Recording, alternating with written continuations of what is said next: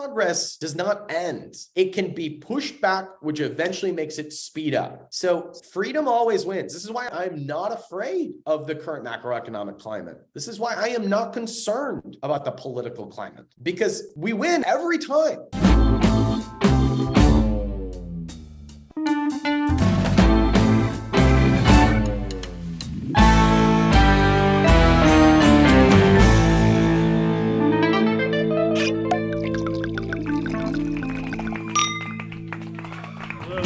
Wiggin Sessions. I'm Addison Wiggin. I have with me today Ryan Daniel Moran. He's a self-described serial entrepreneur. He's an author, and he's also the founder of capitalism.com, where he hosts a podcast of the same name. So my first question, first of all, welcome, Daniel. Ryan, Daniel.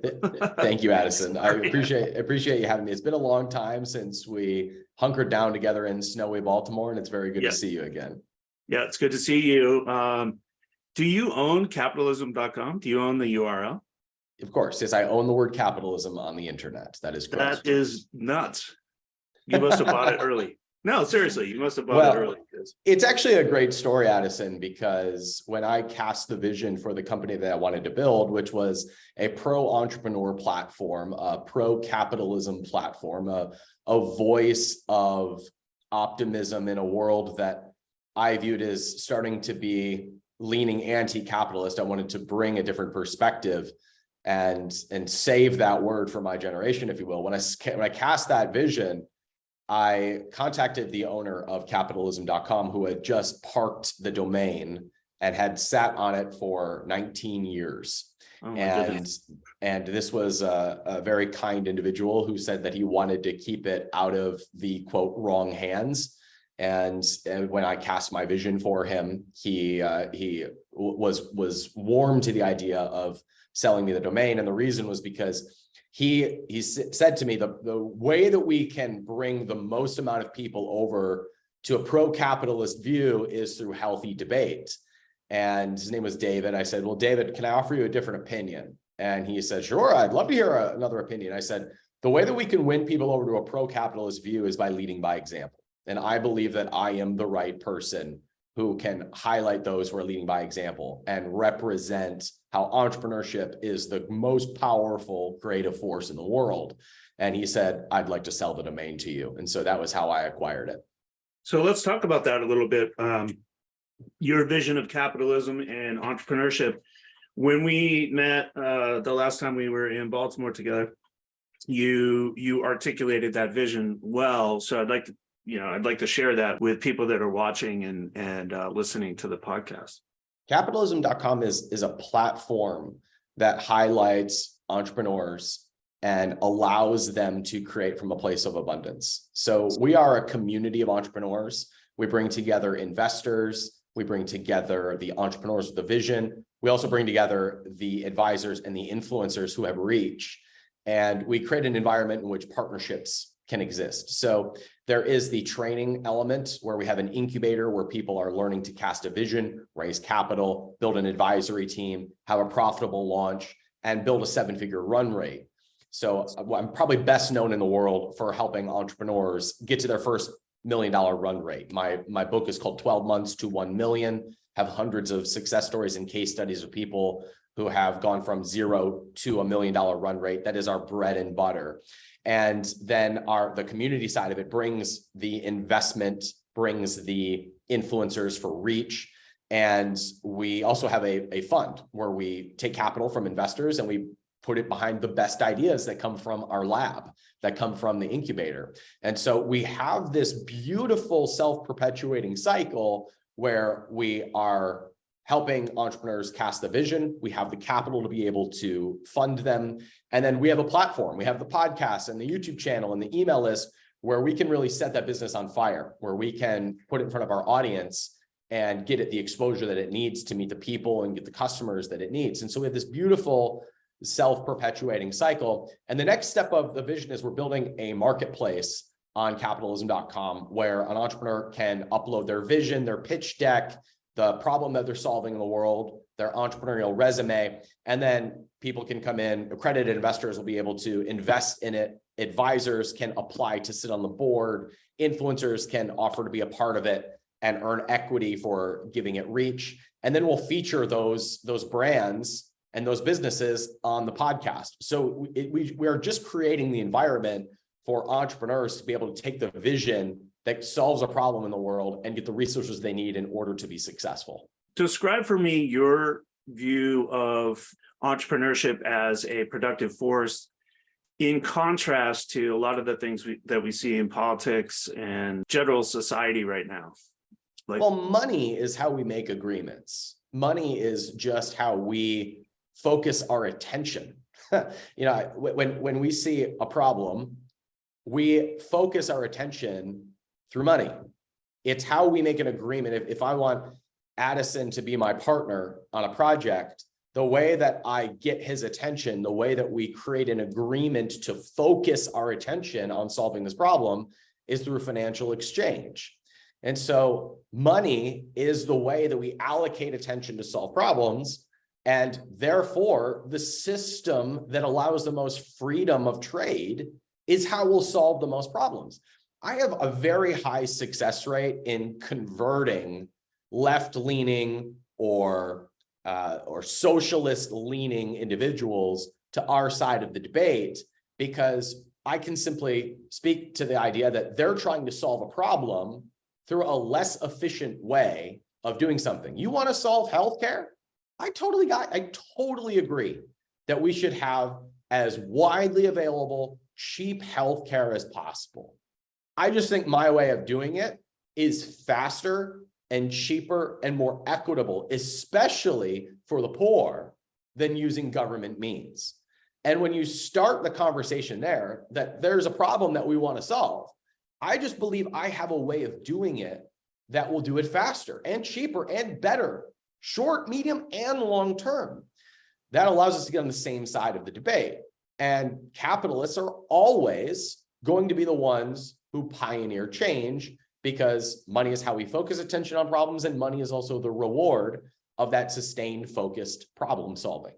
And so capitalism is how we solve the world's problems, and the more of it, the better. The less government, the better. And the more unfettered trade that we have, the faster everyone wins. I'm normally skeptical of isms at all. and I write about that frequently, not too often, but whenever it sort of bugs me.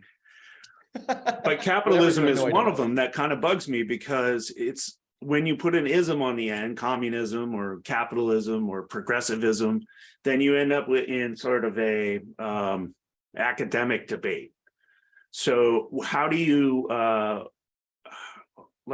how do you compare capitalism to progressivism? Like, how do you think about that? I know that you're saying entrepreneurship is the way that we move forward, but when you're talking to people that are progressives, for example, what do you say to them that without using the isms? Like, how do you convince them? I would tell them that I am a progressive. I would say I'm probably more progressive than you.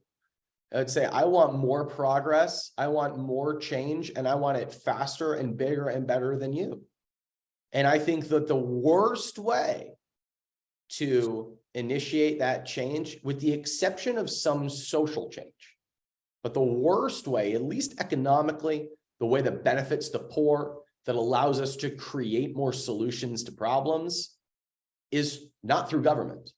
I think that will slow us down if we get government involved, because, and then I might throw them a bone and say, because you're going to get Republicans who vote against it, you're going to get debate, it's just going to slow the whole thing down. So what I would like to do is I would like to open it up to creators to solve this problem, and I happen to have a way to incentivize them to do it, and it's called capitalism.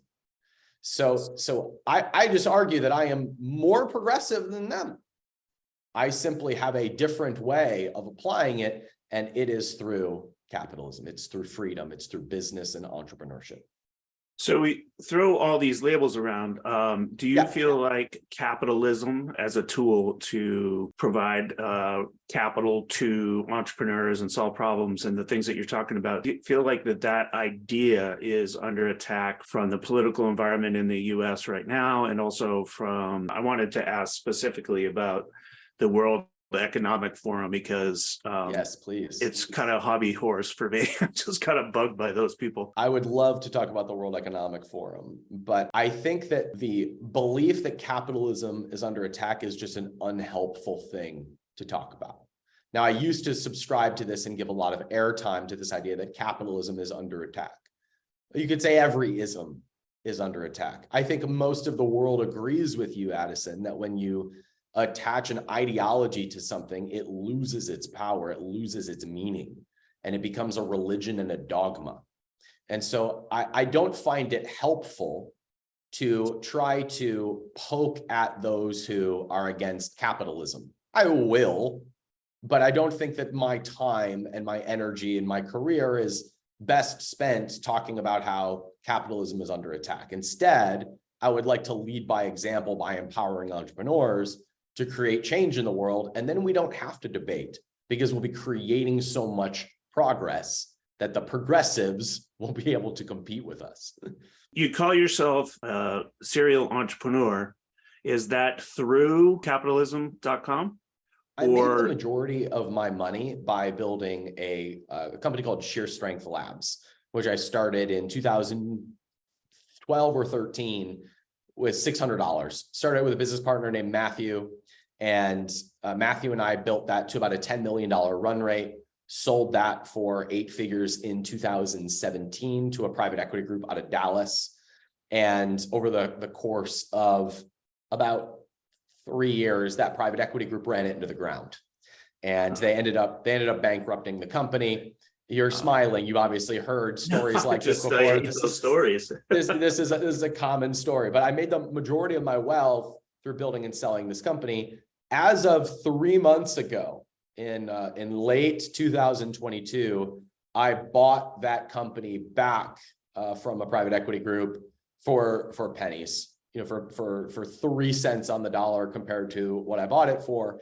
And I'm now resurrecting that brand. But that is how I made the majority of my money. My focus now is capitalism.com and the investments and advisements that I participate in through that. So I've had a hand in helping hundreds of entrepreneurs build 7-figure businesses. I take an equity stake in some of them. I advise some of them. I invest in a handful of them. So I serve as an advisor and investor, as well as I continue to have a portfolio of brands that model the same strategy that I use to build Sheer Strength to an 8-figure valuation, which I'm happy to share. It's also the theme of my book, 12 Months to 1 Million. Yeah, I don't have a copy of your book. I wish I could. Yeah, that's just criminal, Addison. Now, I don't think a man as wise and good looking as you should walk around without a copy of 12 Months to 1 Million. So I promise to rectify this for you. Okay. I think every guest that I've had on the Wiggin Sessions in the past, 6 months has talked about Klaus Schwab and the World Economic Forum. It's like a big deal. This is my favorite topic, Addison. This is my favorite topic. I have to clear my afternoon schedule now. Okay. So what, do you talk about this on your podcast as well? Absolutely. Yes. So when you are speaking with individuals who are passionate about this topic, what comes up most consistently? Let's take the conversation there, because I have a very different opinion about most of your guests on the World Economic Forum. What do you think the opinion is mostly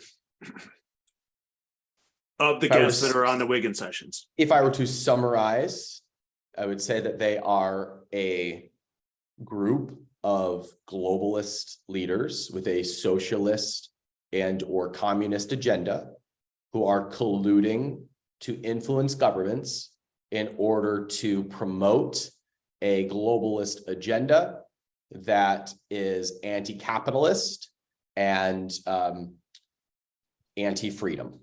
That would be my fair assessment.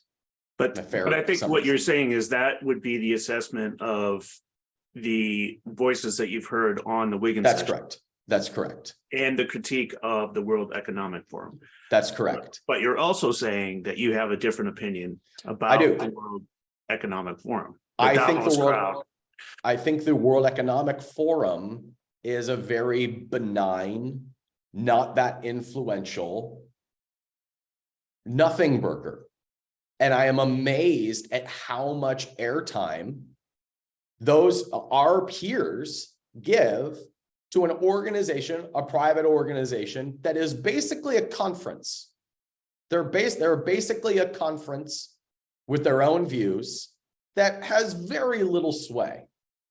Now, the basis of most of the arguments that are anti-World Economic Forum, and I don't have a strong opinion for or against the World Economic Forum. I just think the assessments about them are based in fantasy. So oftentimes the foundation of the argument is based in this quote, "You will own nothing and be happy." And this is often cited as something that Klaus Schwab said, something that the World Economic Forum promotes. And Klaus Schwab has never said it. I've read The Great Reset, poured through his interviews. He's never said it. It comes from one Facebook video from 2016 in which there was a list of predictions made about the world in 2030. And they included 3D printing of organs, which capitalists have been all for years. It involves there being millions of people displaced by global warming, which is a debate all on its own. Talks about people eating less meat. It talks about these 10 predictions, one of which is that people will own nothing and be happy because it will be delivered by drone. That's the time it's mentioned. One other time it is alluded to, not said in those words, but alluded to, is in a fiction article that was written by a member about what she thought the world might look like in 2030. It was a fiction piece, fictional character, fictional city, fictional time, written in the first person, a city that doesn't exist, and it was just fiction. And these two pieces are the foundation of what becomes a very complicated argument about the World Economic Forum being a big globalist socialist group. And the argument just falls apart in 19 different ways. Now, once again, I don't have a dog in the fight. I don't think that they're a good or bad organization. I just think that they're mostly a nothing burger. And so the analysis that most people have about them, I think, falls apart when you just give it any amount of honest interpretation. While you're talking, it makes me think that the influence of social media and podcasts and all the things that we're engaged in, even you and I right now, it makes figuring out what's actually happening in the world more difficult. Sure. And I'm so how do you deal with that? But maybe the question I would have at the end of that is, well, how do you deal with that on your own podcast? Because you have to talk to people that have different opinions and people, it seems like, fabricate things and then other people pick it up and then it becomes like the truth, which is not actually true. Yeah, the truth is what we agree on. That's what the truth, there's objective truth may or probably is not knowable as human beings. The truth is what we agree on. And we see what we believe, not the other way around. We see what we believe. So if you are listening to this and you're starting to get annoyed with Ryan Daniel Moran, how could the owner of capitalism.com support this globalist, elitist, socialist organization like the World Economic Forum, which is infiltrating governments? And if you are feeling that way, that is because you believe them to be an evil organization. And therefore, me saying, actually, they're a big nothing burger, since you already believe that they're an evil organization, your brain has to lump me into the agenda, into being on the evil side. And your brain will discard any evidence to the contrary because we see what we believe. I mean, this was true with the Russia collusion investigation on President Trump. A giant nothing burger. There was nothing there. But if you looked at what the left said about it, they had all of these stories and they discarded any evidence to the contrary. Instead, they believed that Trump was racist. And so he could wear a black shirt and they would have interpreted it as racist. Everything was racist because they saw what they believed. But those of us who are more libertarian, who are more pro-capitalist, we're still human beings, and we fall prey to this programming too. We see what we believe, and we discard what goes against that. And I think when we're honest about that we all have a bias towards what we already believe, then we have a shot at getting closer to the truth. And, yeah, but how do you get there? I want to highlight, I'm sorry, Addison, for interrupting. I do want to highlight the reason this matters to me is because there is so much fear on the macro direction of the world, the macroeconomic picture. There's so much fear among our peers who agree with our principles that entrepreneurs create more value than the government does, that the government should be as small as possible, that government is inherently corrupt and it should stay out of our lives. Those peers that agree with those values that we have, there's a lot of fear among our peers right now. And that fear prevents us from creating. It prevents us from investing. It prevents us from doing the things that create abundance, that create change, that move the world in the direction that we would like to see. And so I feel like part of my responsibility as a representative of capitalism in the world is to dispel the fear, is to get rid of the fear that we have created by believing in myths. And those myths hold us back from being powerful capitalists. And that is the end point, for us to be powerful creators and capitalists. That's how we create change. It's how we create the world that we want. And by giving our power to myths like the World Economic Forum being this evil organization, we lose our power. And it is of no value to be able to pay to believe those things if they prevent us from creating. And that's why I feel passionate about this. Yeah, that's part of what I was trying to get to, is like the core belief in creation. And is it being threatened? You're saying it's being threatened by myths and our own beliefs. Yeah, like a belief structure that may or may not be true, as opposed to just spending your time trying to create something new or innovate on existing things that just aren't perfect yet. Yeah. Like if we spend our time doing that instead of worrying about politics, we might be better off. I think it is helpful for us to pay attention to politics and for us to be aware of the macro conversation. I think it is of very little value to debate it or to go down rabbit holes that confirm our fears and our suspicions when that energy could be spent creating. I know of zero entrepreneurs who are obsessed with casting negativity towards Joe Biden and yet are creating more than they ever have. I don't know anyone who is doing that. It may exist, but that energy could be freed up to create more change and more growth, and that will do more good than thumbing your nose at the very old man in Washington, D.C. Yeah, the very old man that's dining on caviar and Oregon cheese.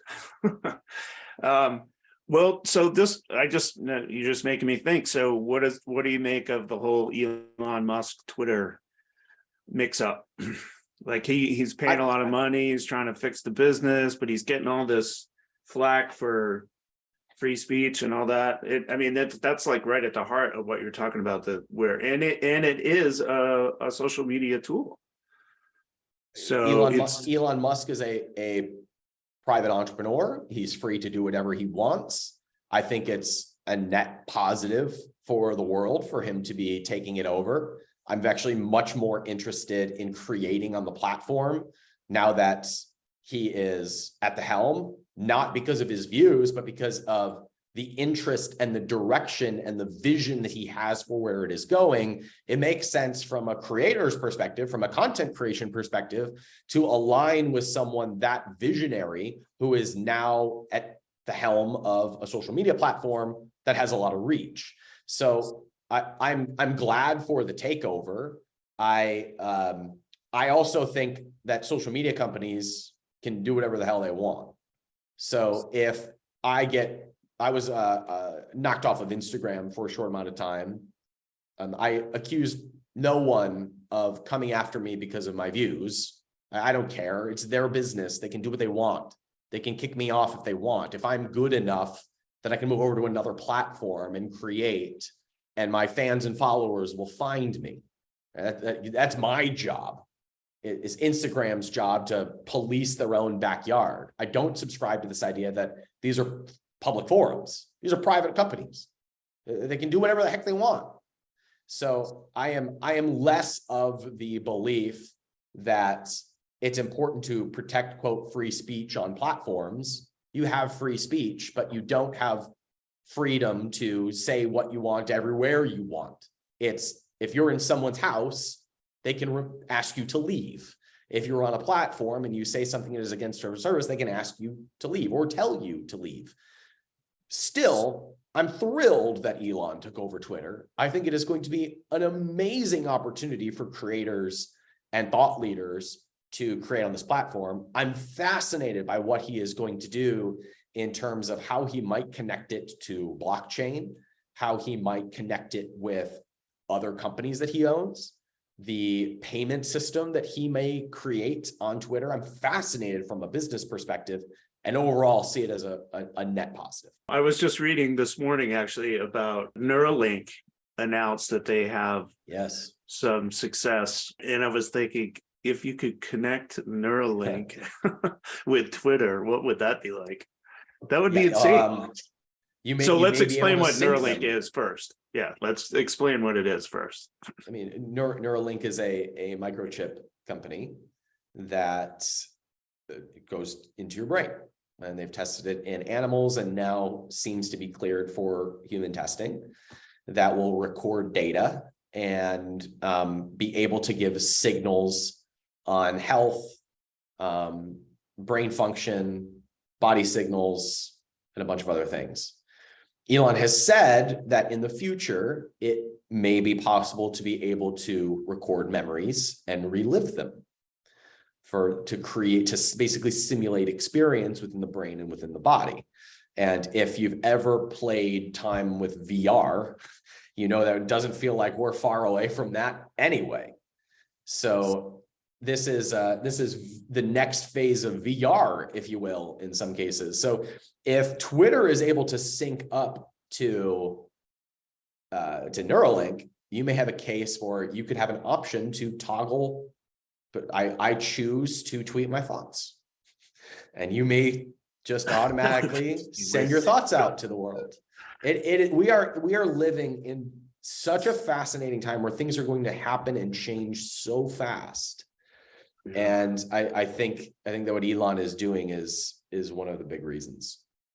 Yeah, it's kind of crazy to me to think, because I was reading about that. There's like 16,000 transmitters on the chip, and the chip's only like a quarter of an inch big, and it gets inserted in and connected to your brain. That's like just the idea of that is crazy. For me. It is and maybe I'm just starting to get a little bit older, but I just figured out how to use Zoom and use these plugs. So I don't know. It seems crazy to me that we could move that fast, but if you think about it, like Tesla didn't exist, Google didn't exist, Facebook didn't exist. All these big companies did not exist 15 years ago when I started writing my books. Like, the world's moving faster and faster. And to think that they're going to do human trials on Neuralink, maybe even in early 2023, is crazy to me. It's like way beyond my comprehension level. Yesterday in the car, my daughter asked me when the first iPhone came out. She's 7. Yeah. She was born in a world with iPhones. And I said, the iPhone came out. I looked it up and I was like 20. You looked it up on your iPhone. Yeah, I looked up on my iPhone. Yeah. And I think I was 21 when it came out, 20 or 21 when it came out. Well, that was when yesterday. Yeah, when the prototype came out, but the actual rollout was in 2008.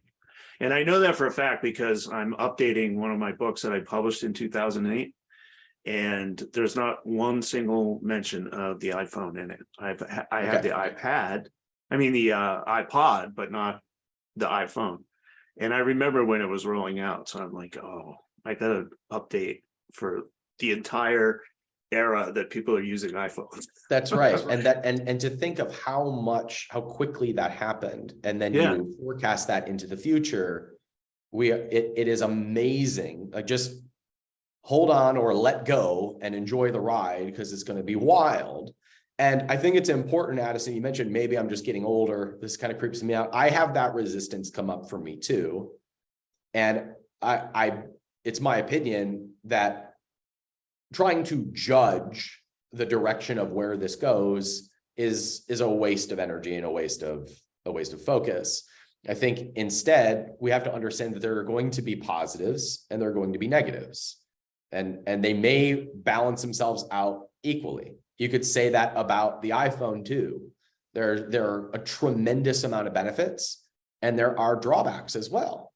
And we can try and throw shade at the negative, or we can look forward to the positive. And as the founder of capitalism.com, if you want to make a lot of money and be free and create change, looking at the negative is just not going to get you there. You have to look at the opportunities from an investment perspective, from a creation perspective, from a business perspective, from a pro-freedom perspective, and how those can be leveraged in order to match your ideals. That's the only appropriate response. Yeah, which is capitalism itself. That's right. The creative and organic innovation that goes into things like Neuralink and Twitter connecting. Like, who knows what that is going to bring, but if it brings something, it'll be pretty amazing, but it'll also be scary as hell for a lot of people. And that's been going on since the beginning of technology, right? People, when you innovate and you bring in new technologies, like the term we always use is Luddites always get afraid of the new invention because it changes their worldview. But in this case, it's just happening faster. And we have big data that can crunch the numbers to make it happen even faster than that. And there's always the group that sees this as very dystopian, that sees this as the beginning of the end. But that has been the case throughout all of human history, of people saying the next crash is around the corner. This is going to be the thing that ushers in an era of socialism or destruction. But the true macroeconomic trend is very pro-freedom and very pro-capitalism. Capitalism is a very new idea. Freedom is a very new idea. And technology is making that faster and bigger and easier. And as these trends expand, our ideas win faster. Capitalism and freedom always wins. You can try and hold it back. There are some countries that try to restrict it for a short amount of time, but that's like holding back a river against a dam. It just starts to build and eventually it crashes forward. Human progress does not end. It can be pushed back, which eventually makes it speed up. So freedom always wins. This is why I'm not afraid of the current macroeconomic climate. This is why I am not concerned about the political climate, because we win in the long run every time.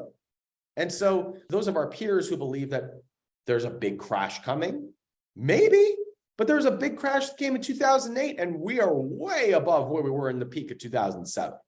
Right? There have been crashes and we still win long term. And so those who have been pontificating there being economic collapse coming in the imminent future, they have been saying it over and over and over again. And at what point do you say, I was just wrong? Yeah, I have a family member who is in a certain sect of Christianity that believes that we are in the end times and that the rapture is coming at any given moment. And this family member has believed that this was going to happen in their lifetime. And this person's almost 70 years old now. And I say, at what point do you just say, I was wrong? And the answer is never, because when you see what you believe. And so the same is true among our peers who believe that the next crash is coming, that this is when the socialists take over. This is when the Federal Reserve creates something that controls all of us. And the truth is, the macro trend is very pro-freedom, very pro-capitalist, very pro-individual, and that the opportunities for us continue to expand and compound. How do you put that in context of what happened during COVID? Would you be more specific? Well, I mean, they locked down the economy and started sending money directly to citizens to compensate for their own policy decisions. And then they advocated that everyone get shots. That's not a freedom thing. And you had more demand for freedom as a result. In the end, of course, because people are like, stop telling me what to do. Yes, you can. And we're seeing that in China right now, too. You can try to restrict freedom for short periods of time, but all that does is increase the desire and the demand for more freedom. And so when the government encroaches, it can hold things back for a minute, but just like the water behind the dam, that builds up and crashes forward. And so you see more desire and demand for freedom than ever, but there is more skepticism of government than in any time that I've ever been alive. And I live and work with some very anti-government people, and it's higher than ever. We can celebrate that. We can be thrilled that there is more skepticism of government than ever. That matches our values. And so what happened during COVID and the pandemic was, I think, a wake-up call for a lot of people about how big government can get and how ineffective government can be. Because one thing that you can say is that, at least from an economic perspective, it was not well handled. Now, we could have a different conversation about vaccine rollouts and their effectiveness or the controversies there. But from an economic perspective, I think we increased desire for more privatization. There's more interest in cryptocurrency and blockchain technology than ever before because governments can't manipulate it. I was a very strong Bitcoin skeptic until 2020, because for the first time I thought, I think having a currency that governments can't manipulate sounds like a really good idea. I think that actually sounds like something I want. Like, maybe I want to build on that technology. And so I think it expedited the direction that we all desire, which is a pro-freedom direction. Even I agree with the sentiment there that increased interest in cryptos, and there was a big crypto bubble, but it collapsed. And then you have, like, just recently, a couple of weeks ago, the collapse of FTX, which was the largest trade exchange for cryptos. Yep. I mean, most new technologies that get introduced have their bumps. They go up and they go down, they go up and they go down. You say now that you're more confident in Bitcoin than you were beforehand. What do you say after like a pretty serious market correction? Well, I bought at the top twice. So I think that makes me an expert in losing money in cryptocurrency. But I just see this as a great accumulation opportunity. Herd is always wrong. Be greedy when others are fearful, fearful when others are greedy. And when the inflation rate is at a 40-year high, people make stupid decisions. When things are going up at record rates, people make stupid decisions. And I think what we are seeing now at the time of this, Bitcoin's trading under 20,000.